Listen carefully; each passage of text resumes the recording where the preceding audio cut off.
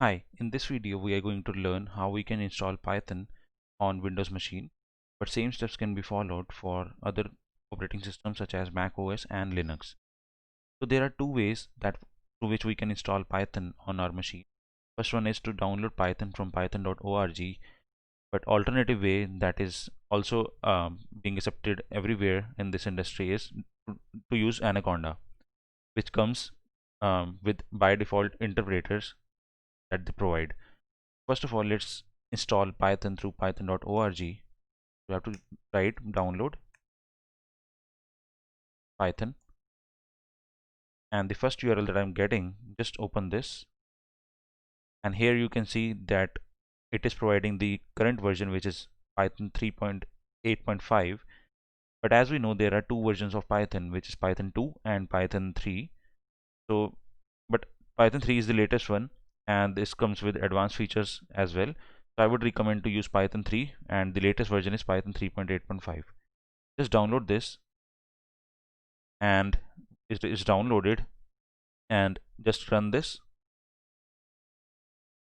You can see that the setup looks like this, and you have to make sure that you check this checkbox, because if you don't add Python 3.8 to path, which is the environment variable, Python may not work for you. And then just click on install now, and the installation will be done. To check if the environment variables has been set, just go to start menu and type environment variables and edit the environment variables, and here this screen will be opened. Go to this environment variables and you will come to this screen.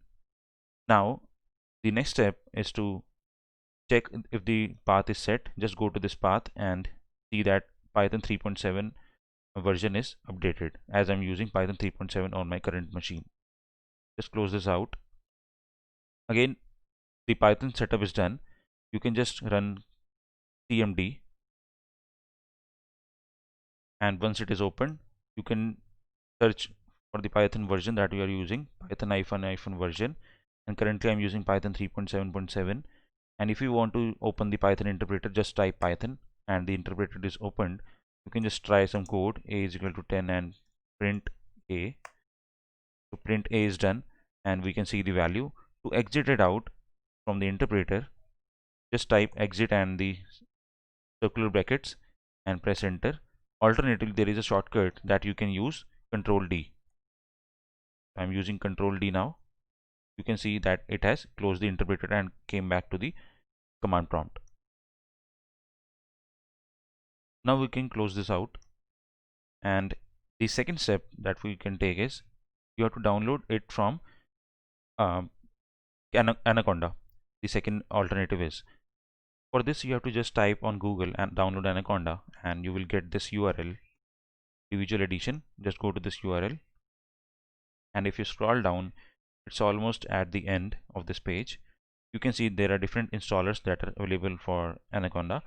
One is Python 3.8 and for Windows, Mac and Linux, and there are two versions, 64-bit or 32-bit.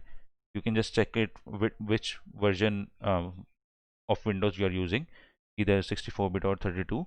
You can just go to this PC and right click and check properties, and there you can see the operating system version. So currently I'm using 64-bit. I can just click on this and my installation will be started. So now once you can just install it. The steps are very simple, and if you just face any issues, just post in the comment and I'm going to help you. The next step is to open Anaconda. Just to go to start menu and type Anaconda Navigator, and let's wait.